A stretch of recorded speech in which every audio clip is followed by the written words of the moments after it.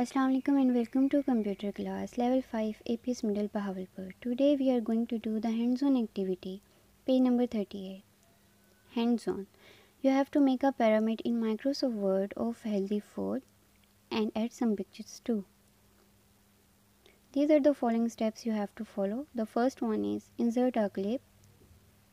Now you have to choose a shape. After inserting this shape, you can choose the shape style. Now you can write a text here. Now insert a smart art and write here what healthy food you eat usually. After finishing the typing, you can design your pyramid. You can bold the selected text. Now upload the pictures of your food,